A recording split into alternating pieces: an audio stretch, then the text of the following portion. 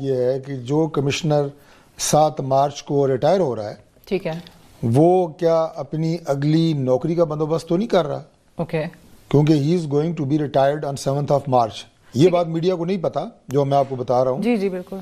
और उसके बाद उन्होंने कोई अपने लिए किसी मुस्तकबिल का तयन करके एक रास्ता चुनने की कोशिश की है, जिससे पाकिस्तान से बाहर, क्योंकि फिर आज ऐसी खबरें भी आई कि उनकी बहू जो हैं वो बरतानवी शहरी हैं और उन्होंने काफ़ी पीटीआई के फेवर में जो है वो प्रोटेस्ट भी किए हैं वहाँ पर, आप लोगों के वहाँ लीडरशिप के घरों के बाहर भी किए हैं। जो देखें, कमिश्नर साहब ने जो बात की है, पहली बात तो ये है कि उसका कोई सबूत अभी तक उन्होंने फराहम नहीं किया। मैं भी अभी बहुत सारी बातें मेरे इल्म में हैं, क्योंकि ज़ाहिर पिंडी इस्लामाबाद से ज़्यादा दूर नहीं है। मैं कमिश्नर साहब के ज़ाती कॉन्टैक्ट के हवाले से, उनकी माजी के हवाले से कोई बात नहीं करूँगा, लेकिन कोई ढका छुपा नहीं है किसी से।